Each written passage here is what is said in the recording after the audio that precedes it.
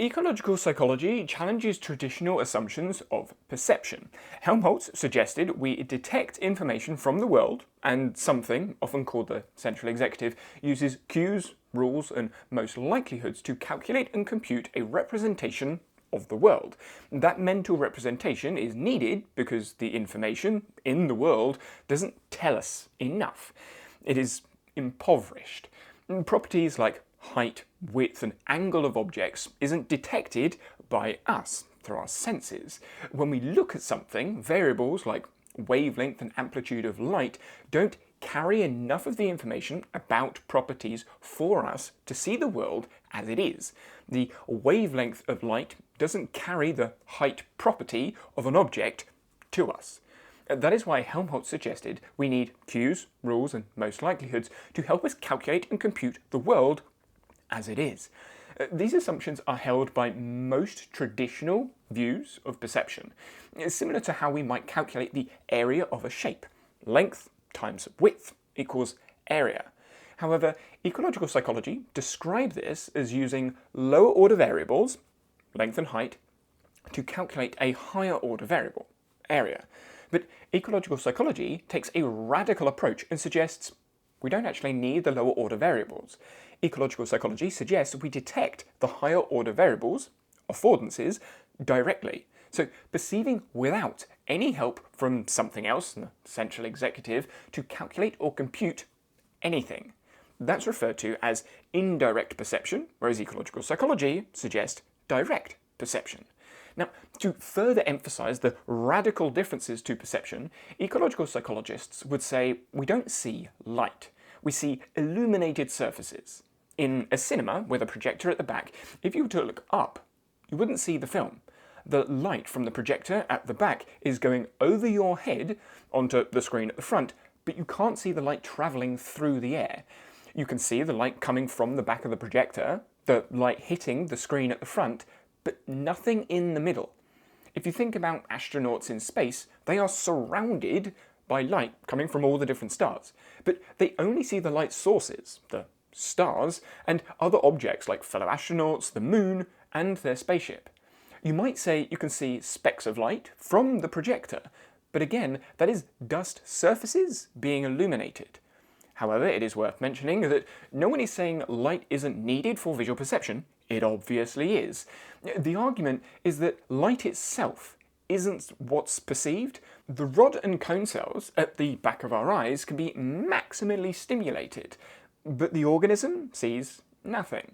When we walk through or drive through a fog, our eyes detect plenty of light, but we can't see the objects we want to try and avoid.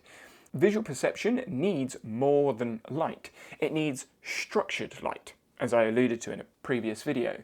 The medium, light, is not the message. Ecological optics will be discussed in future videos, but we should still state the assumptions from ecological psychology first, especially as some differ in quite radical ways from traditional assumptions. The first assumption is that the world actually exists, realism. I would encourage you to check out the first video I did about traditional assumptions for more context here. But then we get to assumption 2. All knowledge is gained from experience. Emphasis on all.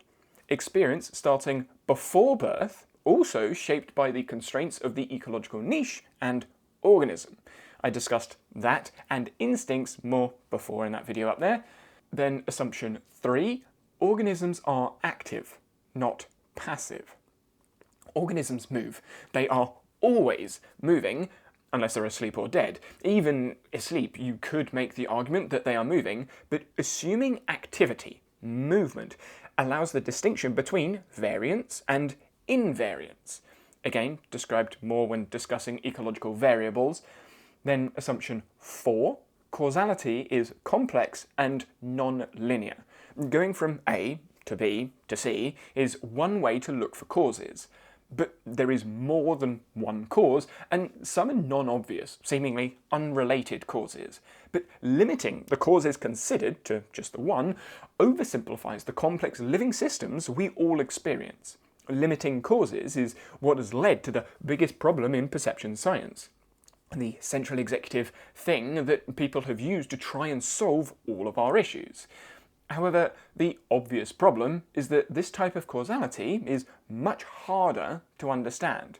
There are way more factors we need to take into account, and behaviour looks far messier.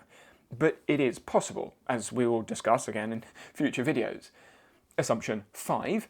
The organism, or animal, environment system is the fundamental unit of analysis. The argument here is that the organism can't be understood without the environmental context, more aptly named niche or niche.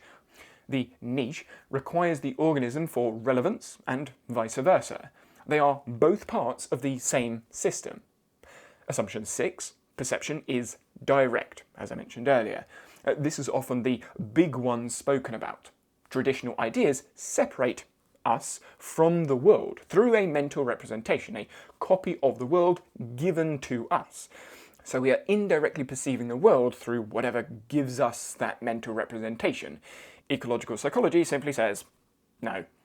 We keep the organism and environment together, the same way we keep perception and action together. Not perceiving and then acting, but a coupled, ongoing process. Assumption 7. The organism-environment relationship lawfully structures information. If we assume direct perception, then there is no need for fixing stimulations. The mental representations wouldn't be needed, as the information detected is enough. That means the stimulation is as good as it needs to be already. It's argued the stimulations are lawfully generated, coming from uniquely structured information, but unlike the other assumptions, this isn't taken as fact without proof. Daily research in the field looks to identify lawful patterns in stimulations. Then we get to assumption 8. Variables of perception should be action-based, not physics-based. As discussed earlier, we don't see light, we see illuminated surfaces. And following assumption 7, with information being lawfully structured, then instead of lower order variables like height and width, we can focus on higher order variables like area. This means two things. First, the variables from physics are different from those we should use to measure and explain perception and action. Second, perceptual theories should reflect the purpose of perception and action. Action-based, not physics-based. Leading us to assumption 9, there is no central executive. The traditional approaches absolutely need something like a central executive. But if we follow the previous 8 assumptions, it isn't needed, which brings with it other quite large implications. What does the unconscious calculations, unconscious thinking, unconscious decisions making, or computations if there is no central executive? Rejecting the central executive expands perception science and challenges most areas in psychology. That is, hundreds of thousands of papers over multiple decades that are arguably using unnecessary and insufficient explanations. A bold claim and a radical set of new ideas.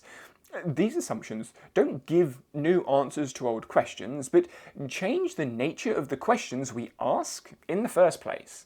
However, following the ecological approach can be challenging for those new to all of the different ideas. In this video, I discuss 10 commandments proposed to help us follow the ecological approach.